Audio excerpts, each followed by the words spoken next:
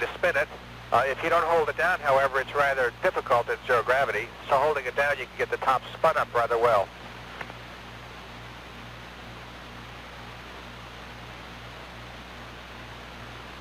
Once it's spun up, it'll demonstrate its gyroscopic stability. You see that it won't tumble now. When I touch it, it'll just move translationally.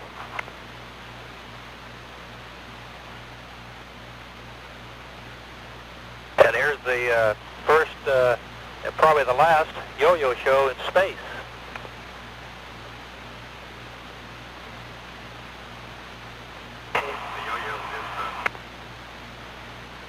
And here's the coming up, probably the only time it'll ever be demonstrated, shooting the moon at 2,500 feet per second. That's not a smile on my face.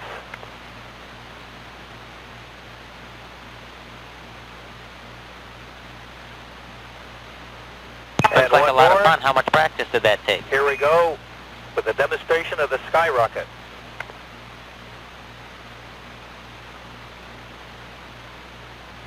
All right, how about that?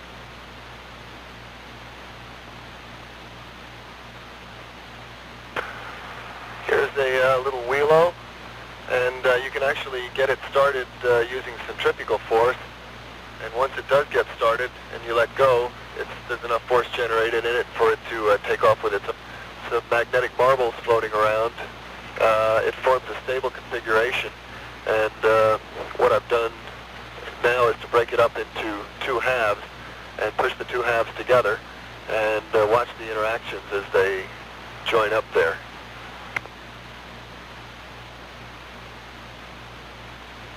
There's infinite combinations and variations that you can do with these. Unfortunately, we can only show you a very bare minimum. And here we have two little circles, which two independent pieces that, let's see if we missed it that time. Any smiles on our faces are just simulated, you realize. There we go, a perfect join up. Roger, we understand. We know you're... Of course not. They said juggling in space was going to be different. It was slightly different than what you see on Earth.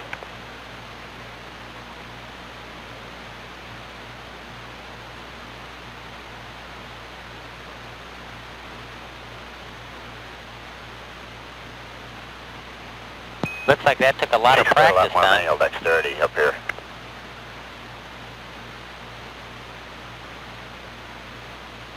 In order to get things positioned correctly.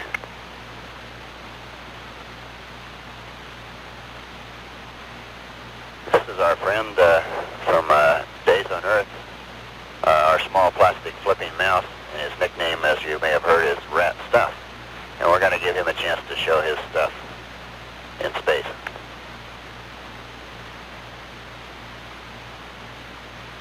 Well, he needs to get a good perch on his locker face here in order to do his thing. There we go now.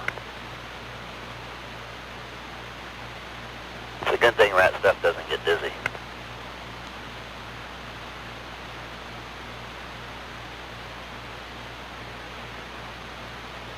Otherwise he'd have a tough time in space. The paddle ball behaves quite a lot like it does in 1G, except when you let go.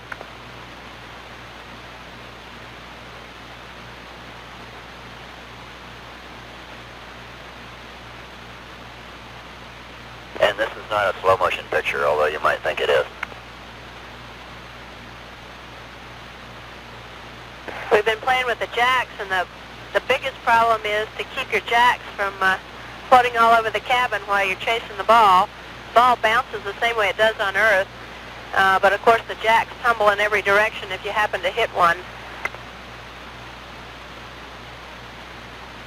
You have to be very careful when you release them, or they scatter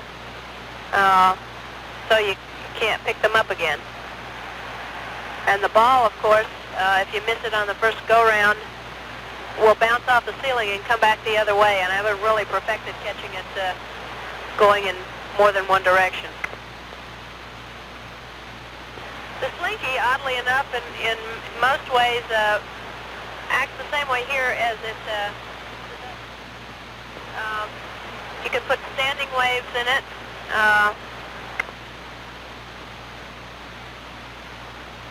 And of course there are compression waves set up in it.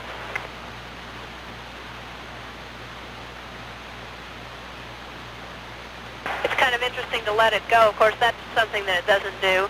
It will slink from hand to hand.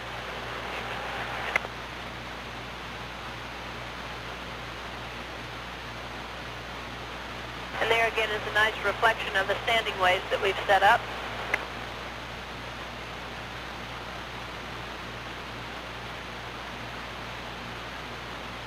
But you can see that it won't slink at all. It sort of droops over, but it's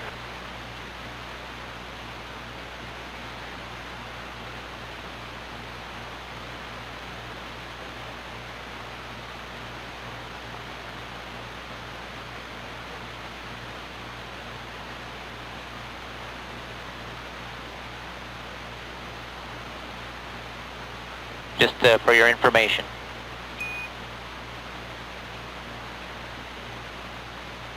Okay, we're still getting some now, Jeff. Probably only have a few seconds more.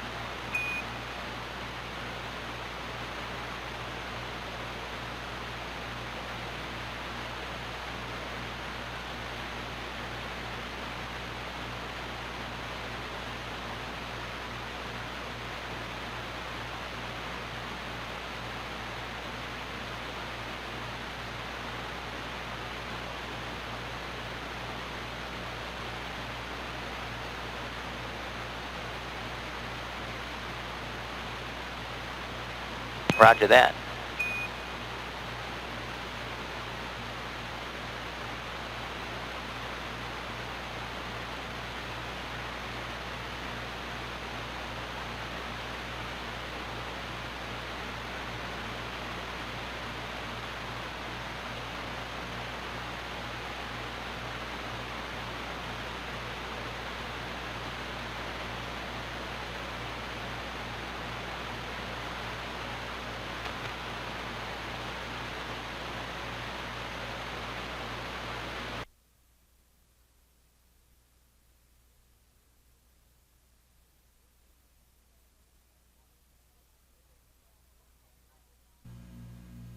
okay. We'd like to show you the one fly swatter we have and the beginnings of a second one. We were so busy working we forgot to put up the window shade, so we have a helper here who's acting as a window shade. Roger, copy that.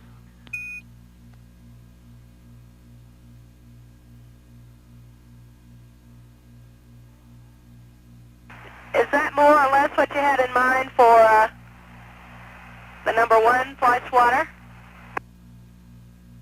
Roger, Ray, that looks good to me. In fact, if anything, it enhances a feature that we were looking for. We wanted to get it as flat as we could, and that looks good. Did you? Is that already stitched with the thread from the EVA kit? Yes, it is. That was a mighty fancy needle, but we do have it. Stitched. It's not as flat as it could be with some tape. No, that looks, in fact, that looks excellent. As usual, you've managed to improve on our basic ideas, so it looks really good. Okay, and let me show you the beginnings of the second one that we have.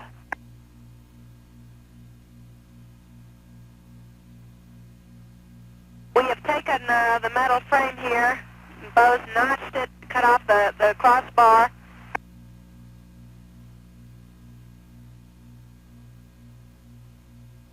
And we think that's what you want us to do with it. Okay, that's exactly it, Ray. Now, if you'll, it doesn't look like you've punched the holes in it yet. As you're holding it there, if you will cut the notches in the outside of the aluminum frame, and, okay. That's done. Okay, and match them up with a set of holes on the inside of the ladder. Now, Roger, we can see the notches very clearly. Right here, you want the holes, right? That's affirmative. On the inside edge, the inside window edge there of the ladder, and then use the get some of the 20 gauge wire, cut it to about a 6-inch length, and use it as just like a piece of twister tie through the notch and through the hole, and use the vice grips to get a firm twist on it. Okay, we think we know what you mean by that.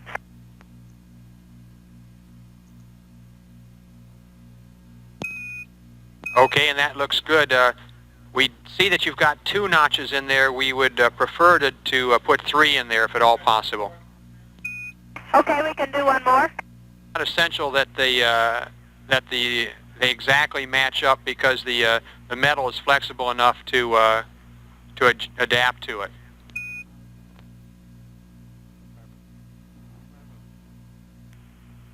That looks great in that configuration. Say again? That looks fine, just the way you have it. Just go ahead and wire through the holes and through the notches, and you'll be in business. Okay. One other thing we would like to get across is on the original fly swatter that you build, we're going to need a tether point on that.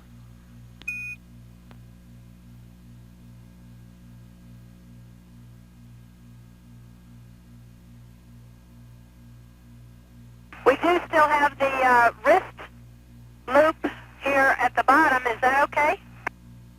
That's fantastic. Thank you. Okay.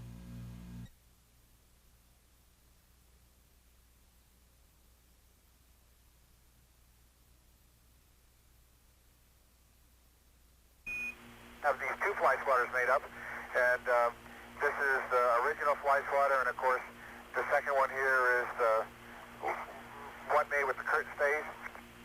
And we have a concept here that Dave's trying to get through. Do you have any comments on these 2 to start with?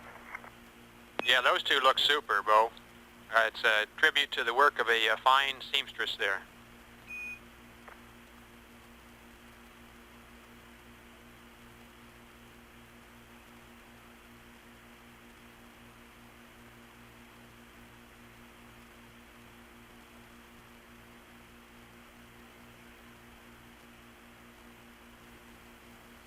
And Bo, we've got an exceptionally good picture of that, and that looks just perfect.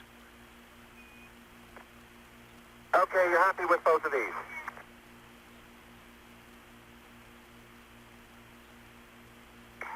One question about the procedures you set up. When you refer to the base of the fly swatter, are you referring to down here or up here? Standby 1. And while we're discussing that, what we'd like you to do is take the fly swatter and hold the swizzle stick so we can get a close-up look of the middle joint. You're going to have to elevate that up a little bit. Oh, right about there.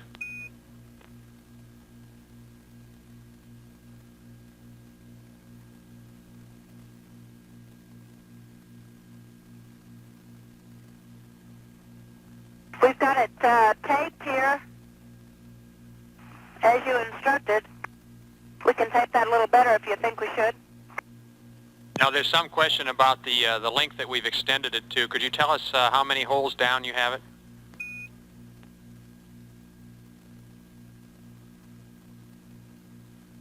I got 9 showing. There may be 1 under the tape, but it's as far as it would go.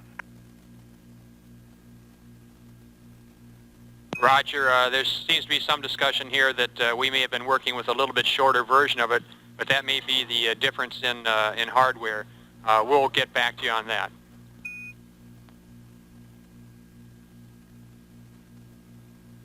The next thing on the procedures, it says that the curtain flap should be mounted so that it is aft of the fly swatter.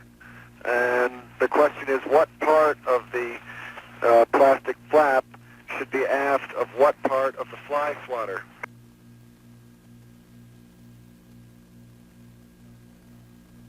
It says plastic flap should be 4 inches aft of the fly swatter. Okay, we copy that. Standby 1.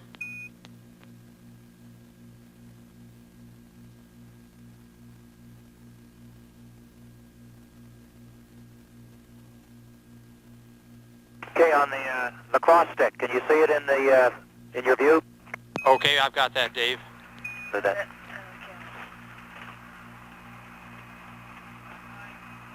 Okay, what we need to do is if you take your right hand and take the end of the wire and make it free. Pull it all the way out. There you go. That's where we want you to start. And take your left hand and secure that end. Take about 4 or 5 wraps through a notch around the frame, and repeat that on the other side. Take 12 inches of your plastic tubing and slide it over the top of that, down to the point where you secure it. That's affirmative. And then with 2 more notches, secure the plastic tubing to the frame at the just above the point where you've got the 20 gauge wire secured. I understand that. At the apex of the wire, where we've stripped the wire and twisted it together. I see. You've actually got that wire twisted together already? That's correct. Okay, there is... Twisted at this point. Okay, we could see... stripped and twisted at this point, with the intent of running a plastic tubing up here, and a plastic tubing up here, and affixing the plastic tubing to the frame, and affixing the wire to the frame. That's affirmative. The only thing we don't need is at the top where you've twisted the 2 wires together, we don't want that stripped. We want the coated wire up there. That is your breakaway point, and we are still working on a determination of how many turns we want that wire wrapped around each other. The idea is to create... I understand. That's Teflon wire, and I wrapped it around probably a dozen turns and pulled it apart very gently with my hands. So the Teflon, of course, is just too slippery.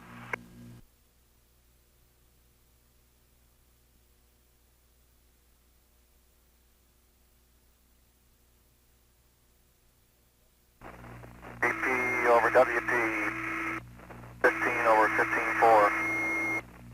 Okay, we go for a leak check? Let's go leak check.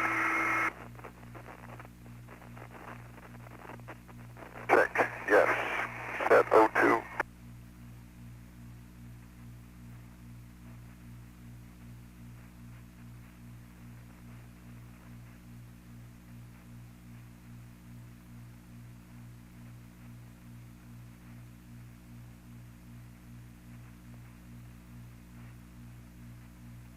Leak check complete. Leak check complete. Set 02 to EVA. Run it. You're down here about 1.5 feet from the launch run. You're about a foot now. Stand behind, down just about another 3 or 4 inches. A little more. Okay, hold it right there. That's great. Brakes on. Roger. Jerry, how do you read EV1? Loud and clear, Jeff. And EV2, Jerry. Howdy, we got a good picture of you. Okay, okay. All right, step number 1. Jerry, you were suggesting that I tether the flash water and lacrosse stick onto the end effector handrail? Actually, Jeff, I'd recommend you tether them off on a sill handrail to just keep them out of the way to prevent damage until you're ready to use them. Will do.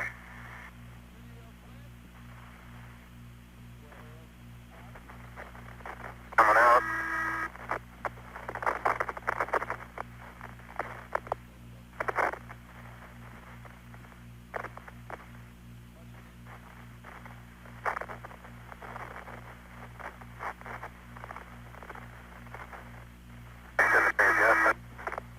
Take it around that tether point and then back down and hook it, and that would keep that last wrap forward more. All right, well, that's a new wrinkle. We've got 3 loops around the end effector at this time. You want us to put a 4th one around? No, we can have to take one off, Dave. There's not... Yeah, not enough strap? I think it's okay to press on with what you got now, and if it doesn't look stable enough, we'll put another PRD on it. How's that sound? Yeah, that's a good idea. And how about the positioning? About midway along the handrail is a good place to position it? Yeah, that's pretty good. Again, we tried to space things out as best we could to keep as much control of it so it didn't yaw or something when we started snaring things. Understand. We'll pull them apart a couple inches, and I don't think there'll be any problem sliding together. Can you get that? I tell you, this went on easily enough. I'd like to try to get the swivel stick under it, get everything secured, see how tight it is, and I think we can get another PRD on it with no trouble if I have to. Okay, that sounds good to us down here. Darkness, I thought we were LVOH, and now I suddenly realize we're tail down.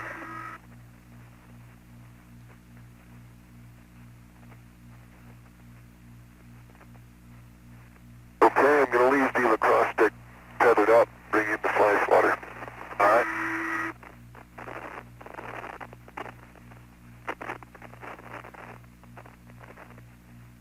Going to hook my waist tether from the PRD now, Jeff. I don't think we've ever heard of it. That's safe as long as the hooks are on there. Hooks are on. Okay. Now, the question is, we would like to be able to slide this through without untethering it. Correct? Tethering the fly swatter, huh? Yeah. Now, how are we going to do that?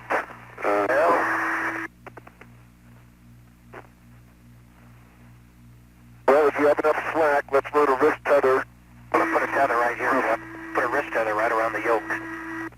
You can't slide over it. Yes, that'll fit. The wrist tether here. Put mine on it.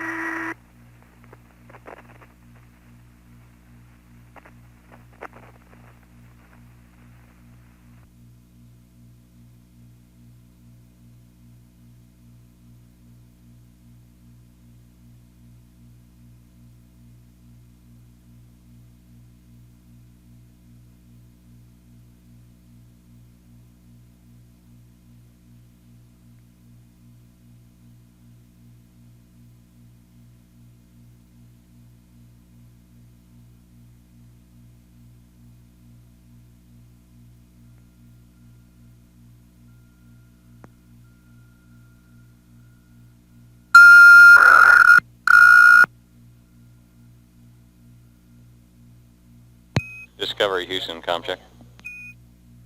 Yeah, it's Latin Cloud, Jerry. Okay, we just hadn't been hearing anything for a while. We just wanted to let you know that we're getting the TV through KU at this time. Okay, hope you like the picture. Looks like you got a nice day for it down there. We just went by. Okay, the fly swatter is underneath the 3 straps. The apex is just even with the front of the end effector. Now, if I remember, the bend you want to the left, and I'm going to turn it the way I think you want it. That looks good, Jeff. Okay. Now, Jerry, do we put the other one in? How much did you cinch down at this point before you put the lacrosse stick in? We put them both in before we cinched down any further. Okay. Okay, stand by, Dave, and I'll go back and get the lacrosse stick.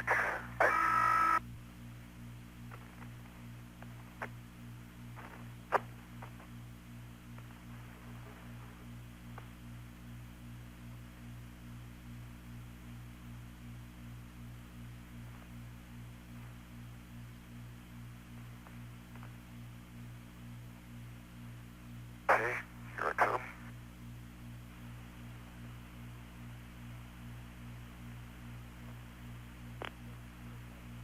Is it 8 o'clock? We should be over on your side. I guess it's on your side, then I thought.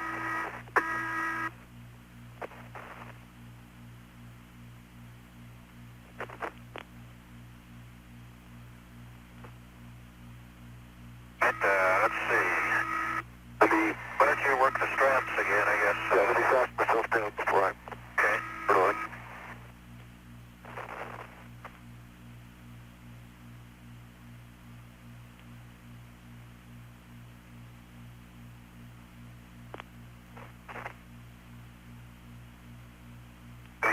Let me work the straps, Jeff. You could maybe able to lean around the side. I can probably work the straps a little easier. Okay. And again, let's think out the tethers here first. As we got to slide it in from the back. But I guess if we get it in, then we take the tether off. I'll put a tether on the back end of it here. So yeah, once we get it in, so we want the wire loop on the inside now. Important one on this one. Sure, turn it. Okay, now I'm gonna have to get around the other side if I'm gonna. Yeah. Put it in there. Hey, Jerry, how do you read? Loud and clear. I confirm on the cross stick that we want the wire loop in towards the end effector. Is that correct? That's affirmed. We want that side against the can. All right. Yeah, I can't really see the strap from here, but if you can open... Oh, yeah, I can do. Room on this one, Jeff, and they have to loosen that up a little more. Hang on. Second that.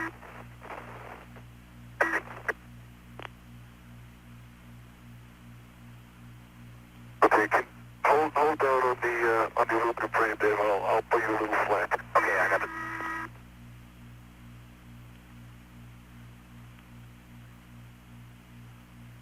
That's good. Got around. Okay, you got the frame? Okay. Okay, there you go. Just flip it on in. One more. Got it. That's it. Big lock. So I got a twist in, or not a twist, but an overlap. They work. Well, let's start getting a little bit tight before we worry too much about that. Well, if you tighten it up, I'm not going to be able to move the straps, so hang on. Well, okay. But if it's still loose, it's just going to slide again. What's happened is, perhaps it's worked over to the far side. Okay. Okay. You can take this strap here, Jeff, the, furthest forward one. Okay, let me go around the back side again. And work it towards the furthest aft one. Work it towards the front of the end effector. Okay, tell you what, let me tether. Here, just unhook one of those and I'll tether it back here. Tether it on the end effector. Yeah, I will. There you go, and then I'll unhook mine after you get it done. I think I can get it.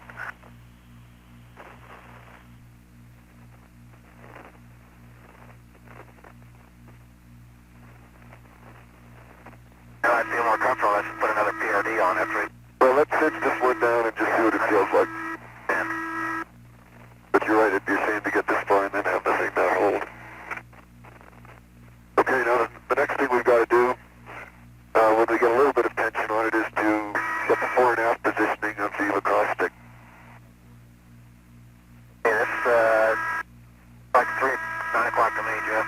Yeah. Let me try taking up 1 or 2 turns and just see what it feels like.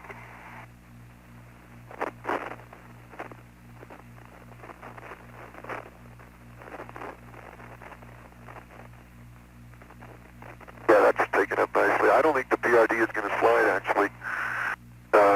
It's at about the 5 o'clock position now. And Jerry, if you confirm that the 5 o'clock is okay, it doesn't look like it's going to slide back around to me. Okay, yeah, that should be fine, Jeff. What you got your temperature set on, Dave? Again? What's your temperature set on? Oh, I don't know about, looking juices on 5, that's what mine is. Yeah, I'm sitting at 5. Yeah, I'm quite comfortable. Discovery Houston, we're happy with that picture. We'd like to maneuver the arm now so that we can get a profile from camera Charlie. Okay, here we go.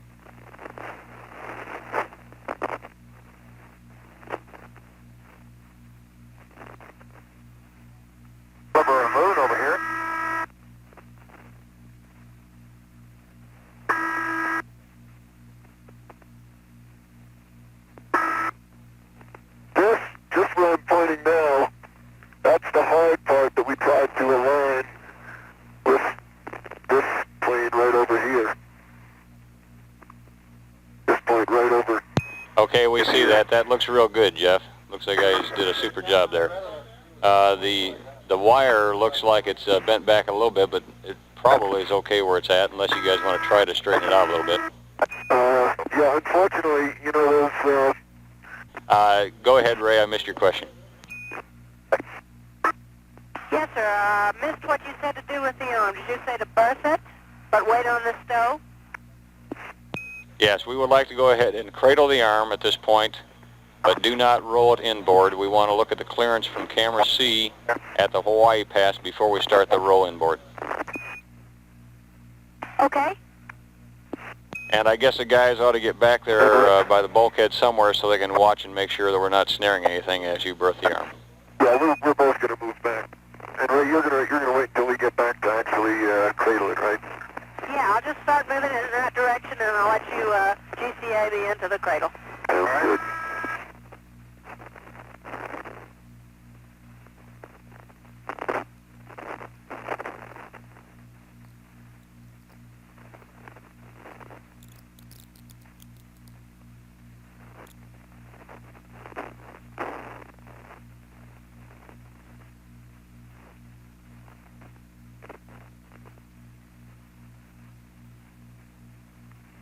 We're gonna have a look here in the SIN column. Yeah, look down there and see if you see anything unusual. Yeah.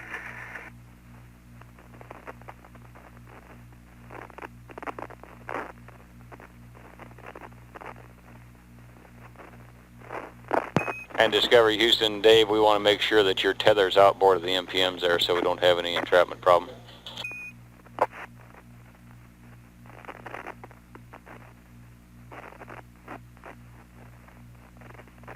It looks clear. Okay, thank you. We're about 4 minutes to LOS through Tidris. Guam is next at 2-1. Roger. And Jeff, how about looking over that, I'm sure doing it. you know, the place where it pivots? Well, let's see. I see the pivot pin.